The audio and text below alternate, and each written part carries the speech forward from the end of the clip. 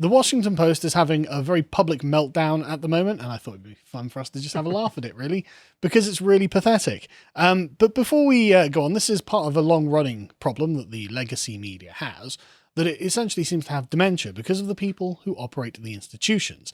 And because the way that they think is very in the now and in the present, they tend to forget the things that they've done. And so if you want to support us, go over to lotus.com and check out this premium video we've got, which is the Legacy Media Catches Dementia, in which they forget that they were complaining about Patriotic Alternative turning up at a Tommy Robinson rally, and they forgot that they were the ones who exposed Patriotic Alternative as Nazis and didn't use any of this in their exploration of this. There's a lot more to it than that, but that's a very brief summary. It's embarrassing for everyone, and it was great to watch, and it's just going to be like this segment, in fact. So let's begin. There's a clown fight. A very public clown fight. What happened? The Washington Post, if we can get to the Breitbart article, in fact, but the point is, folks, get your popcorn because this is going to be good. So the Washington Post has decided to suspend one of their senior reporters, or a reporter, for a reprehensible retweet. Ooh. Have you ever retweeted anything reprehensible, Maya? Every day, yep. So this is a reporter called Dave Weigel, who's suspended for a month without pay over a reprehensible tweet. As Breitbart tell us, he shared a tweet sent out by a YouTube host, Cam Harless, that joked, quote, "Every girl is bi. You just have to figure out whether it's polar or sexual." Oh dear. It's just a joke. It's just an obvious joke. Yeah. It's quite funny. It's clever. It's quite funny, actually. Yeah. It's fine. Go and make a joke about men if you're so offended about it. Well, they do. Exactly, yeah. It's fine. But anyway, so following this, I think her name was it Jessica Sonmez, decided, another reporter at the Washington Post, decided to post a screenshot of this retweet with the caption, "Fantastic to work at a news outlet where retweets like this are allowed." To be fair, the outlet didn't allow the retweet. Yeah, exactly. It's not like they didn't give a green light for the person to retweet it. Don't attack the actual outlet. They're still left wing. But that's the point, isn't it? It's yeah, exactly. They're weaponizing it, aren't they? It's like, oh, okay, now I'm going to attack this man for tweeting something about women, and I am a woman. Yeah. But she's not even necessarily saying she's offended either. Yeah, that's true. Like, she's just saying, "How dare you?" Yeah. It's so unnecessary. Yeah, it is. But exactly, it's so obviously a power play. But that's the thing, as we said earlier, about any topic like this, they go after things, and then they don't know when to stop, and they run out of targets and enemies, and then they go after their own people. Right now, they're going after Gandhi's statues. I knew that was going to happen 2 years ago when they went against is he a racist? Yeah, they're going to bring down Gandhi's statue now in the UK. Are they? So I knew that was going to happen. Yeah, you're right. As a proponent of the British Empire, Gandhi was wrong. But so this David Weigel apologized, of course, because what else is he going to do?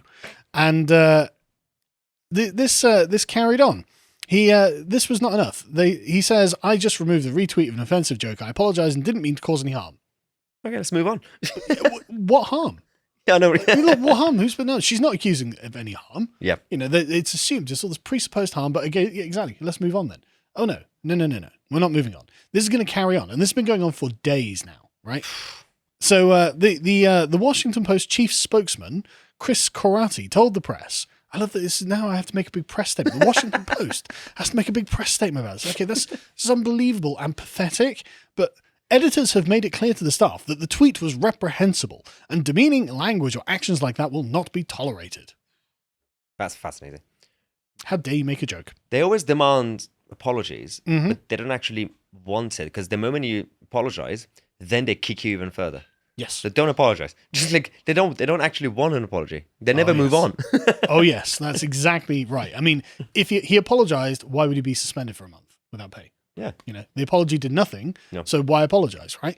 And so this has caused a public rift between their own reporters. One reporter, Jose A. Derreal, critiqued Somnez for publicly shaming their colleague.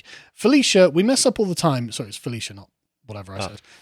Engaging in repeated and targeted public harassment of a colleague is neither a good look, nor is it particularly effective. It turns out the language of inclusivity into clout chasing. It turns the language of inclusivity into clout chasing and bullying. I don't think this is appropriate.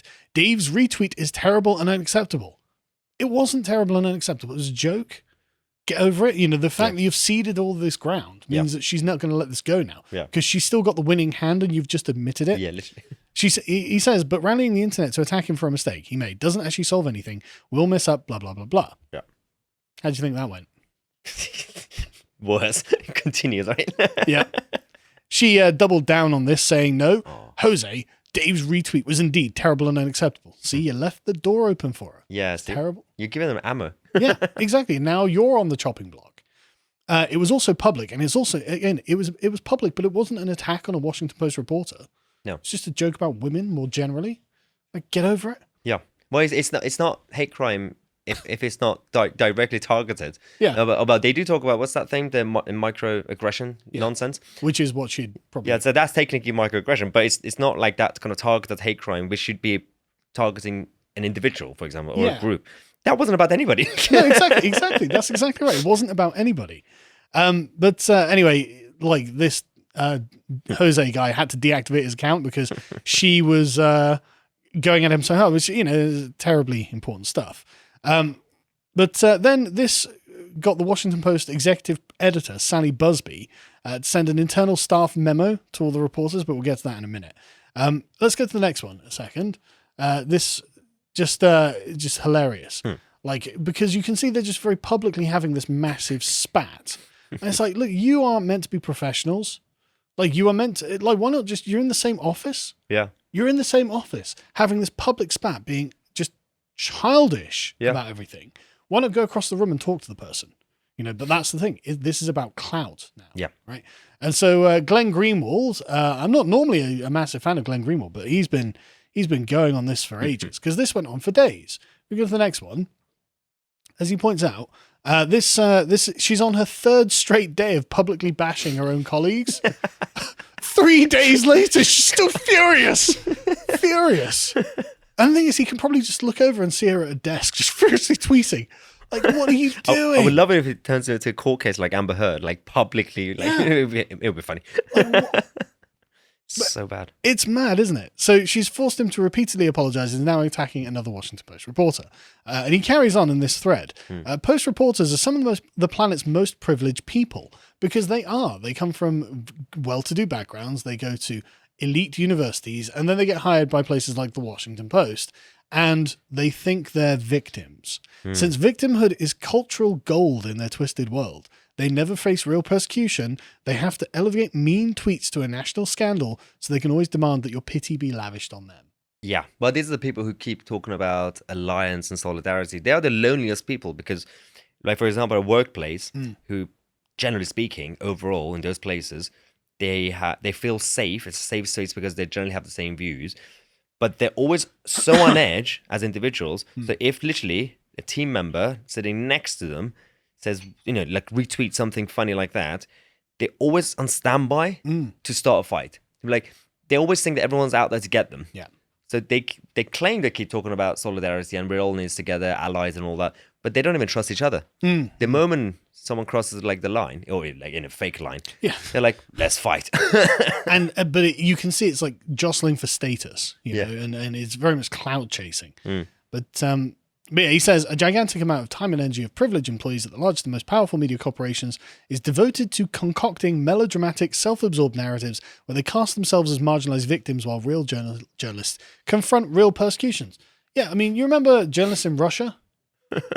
How is it being a journalist in Russia? Yeah. You tend to go missing every now and again. Yeah, it's just like every Tuesday. Yeah. It's part of life. But this is worse.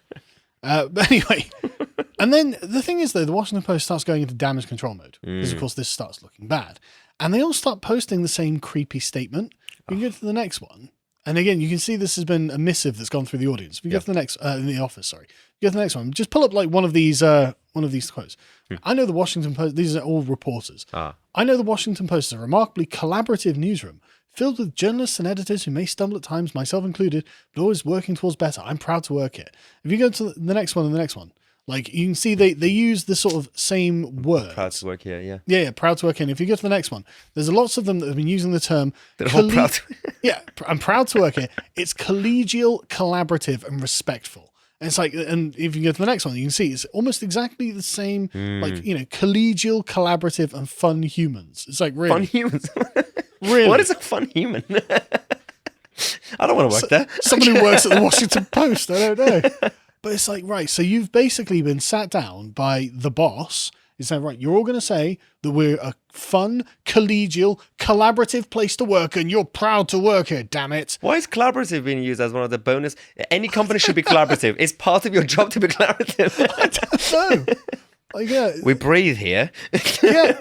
But it's so weird, like, claiming, oh, we're collegial. It's like, that means, like, you know, respectful and decent. And it's like, look, we're watching the public Twitter spat.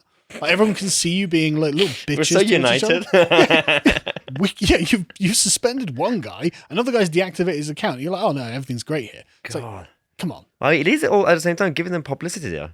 You know, everyone's talking about Washington Post now. Sure. Well, is that good? I don't know. I wouldn't want people talking about us in this way.